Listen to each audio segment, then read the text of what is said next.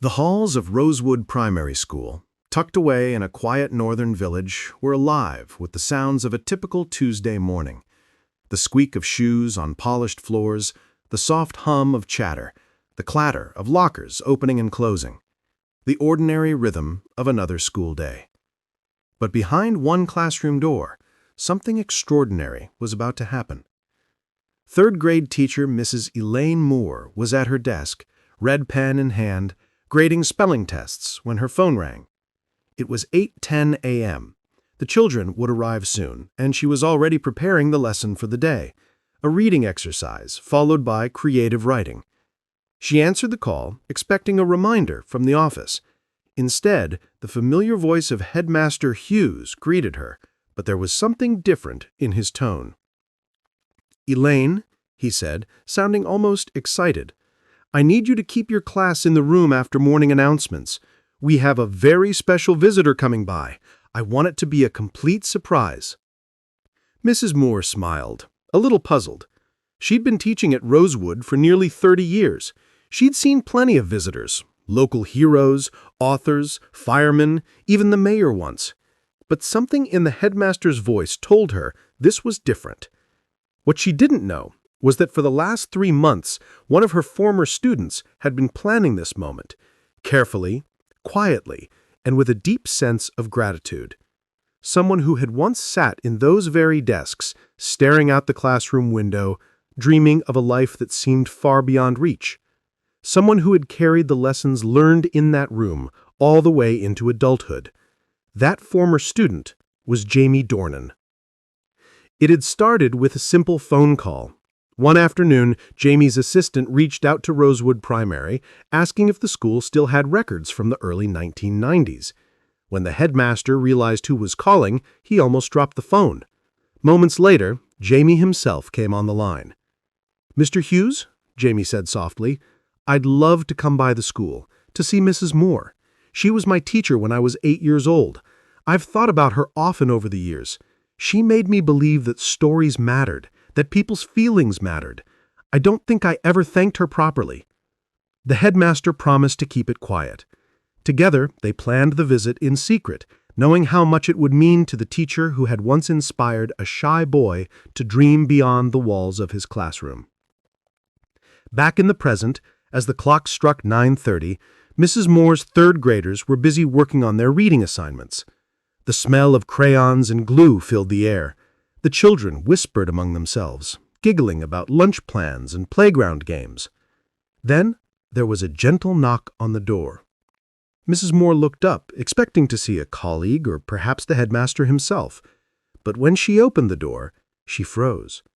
Standing there was Jamie Dornan, dressed simply, in jeans and a wool coat, holding a box of small gift bags. His eyes were warm, his smile genuine, but there was something else in them too, emotion, nostalgia, and a touch of disbelief. "Hi, Mrs. Moore," he said, quietly. "It's been a long time. I hope it's all right that I stopped by." For a few seconds she couldn't speak. Then, in a voice trembling with surprise, she whispered, "Jamie?"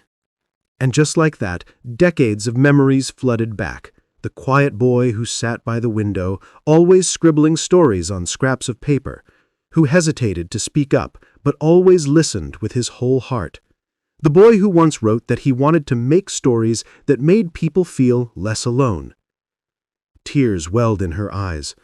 "Oh, Jamie," she breathed, before stepping forward and pulling him into a hug. The classroom fell silent. Her red pen clattered onto the desk as she held him like a mother seeing her son again. The children stared, unsure what to make of it all, until one boy gasped and whispered, "That's Jamie Dornan, from the movies!" The words rippled through the room like a spark. The students erupted in excitement, whispering, giggling, eyes wide with disbelief. Jamie laughed softly. "It's okay, everyone," he said, raising his hands. "Yes, it's really me. But today isn't about movies. Today is about something much more important." He turned to Mrs. Moore. "About you." He knelt down beside the children, sitting cross-legged on the floor as if he had stepped back in time. "You see," he said, his voice gentle, "when I was your age, I sat right there, in that very seat. I was quiet. I didn't always know where I fit in, but Mrs. Moore saw something in me. She told me that imagination wasn't just daydreaming, it was a way of understanding people, that words could change how others felt. I've carried that with me all my life. Mrs. Moore's eyes glistened. She still remembered that boy. He had written stories about distant places, about bravery and kindness, and she had told him once, "Jamie, if you can imagine it, you can make it real." Jamie looked around the classroom, his gaze landing on the faded bookshelf, the posters on the wall, the sunlight spilling through the same old windows. "It feels smaller than I remember," he said with a smile, "but somehow just as big." He turned back to the class.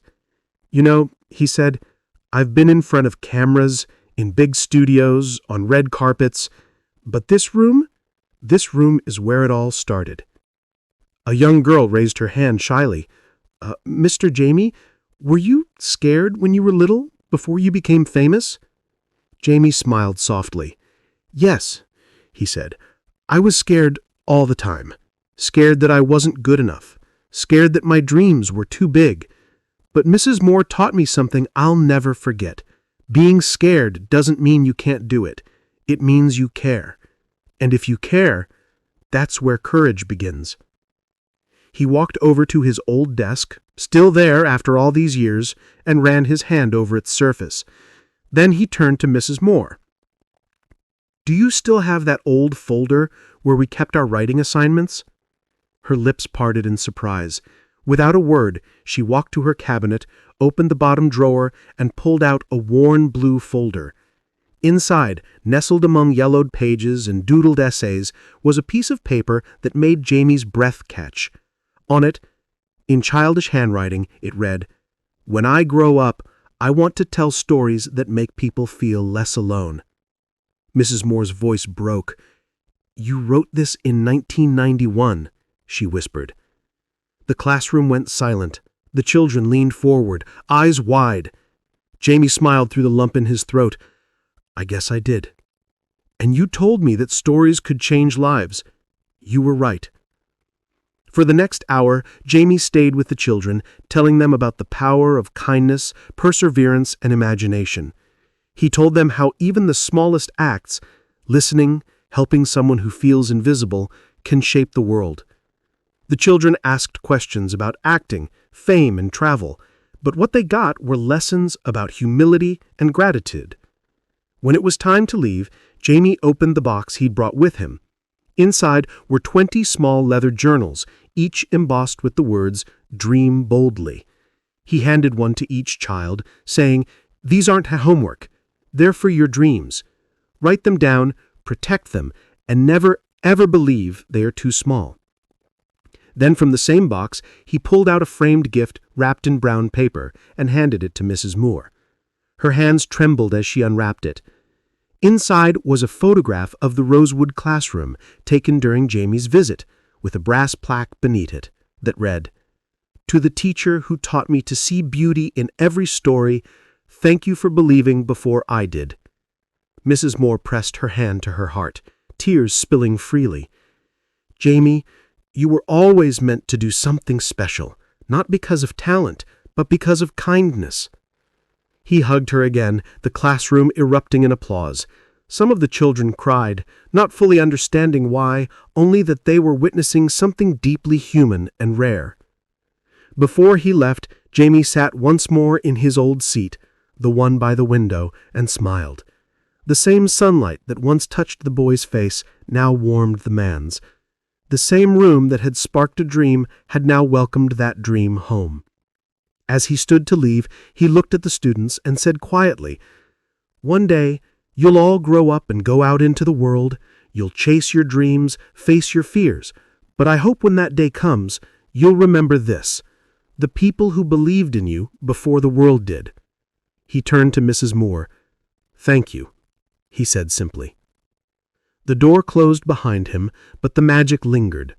For the rest of the day, Mrs. Moore's students could talk about nothing else. They replayed every word, every moment.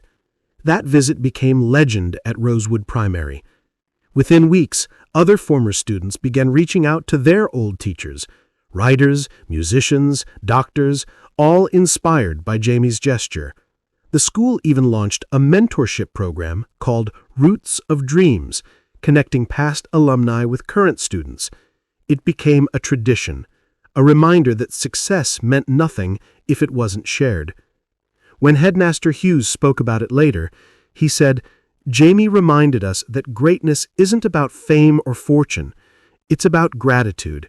It's about returning to where it all began and saying, 'You mattered.'"